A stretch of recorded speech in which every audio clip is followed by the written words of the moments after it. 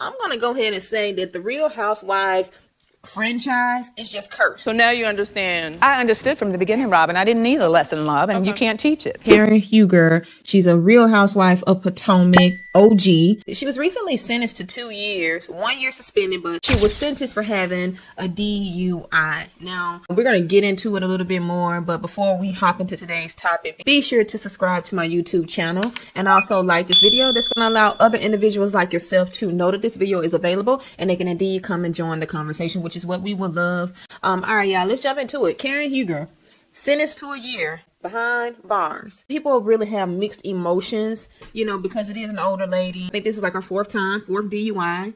But I don't think that jail, prison is the place for her. There are rehab centers. There are places where, people who have this type of issue should be allowed to go. The most odd part about this whole thing is that she had an option to not even go through a trial. Pretty much it was a done case. She had some other options on the table, and then it looks like she decided to go to trial, and then the judge essentially is making an example out of her. So I'm wondering if the decision to go to trial was for the show, because why would you go to trial if you have the option not to go to trial? So that is what led her to this particular sentencing. It's very unfortunate because Karen Huger, she is like I said, she's an OG. I don't really get into the housewives like that, but when I was watching it, she's very funny. She's very funny. She tries to keep the peace in a certain regard. Happy, but at the same time, no, girl, hold on. Okay, hold on. Let's do this. Okay, listen. We good. Look. No. Hold on, damn it. It's hot. Hold on. I'm going to go ahead and say that the Real Housewives franchise is just cursed. There's something wrong with the Real Housewives of every city. There's something wrong with the franchise. I can imagine that being on reality TV show and having cameras around you 24/7, it could probably cause you to act in ways that are, one, not like you.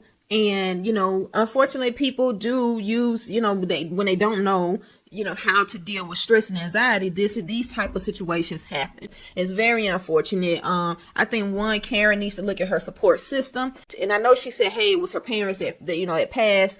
But I'm not taking away, and I'm saying this as respectfully as possible, but I'm not really buying it. It's been a few years since her parents passed, but there is not a time limit or constraint. Okay, I'm putting that out there. I'm not in no way saying that means that she should be over it by now, but the fact that she has gotten 4 DUIs in a very short time frame, that lets me know that there's something else going on, and you may be grieving. That may be an extra layer. I just don't think that that's the only thing.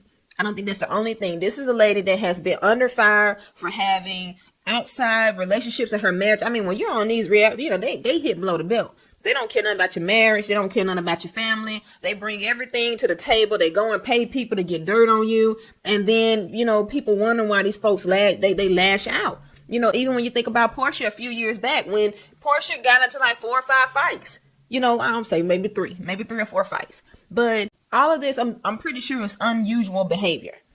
Unusual behavior for people who are now under a different light.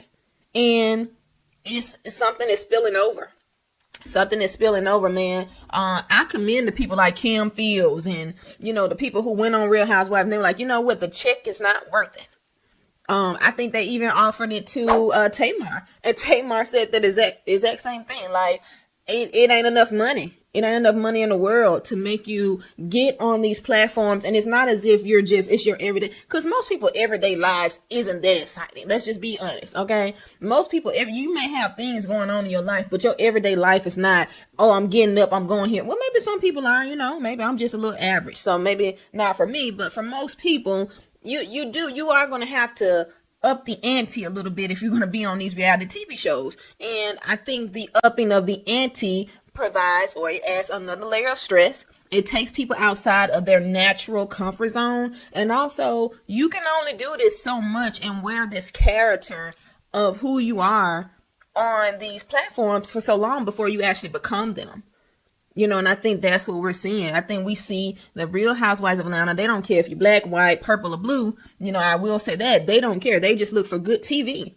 They look for good TV, and they look for people who are not afraid to go there, not afraid to push the envelope. But the thing about it is they will discard you and push you to the side when you are no longer valuable, when you're no longer an asset, when they have milked you for all you have, for all the entertainment value that you have, they will push you to the side.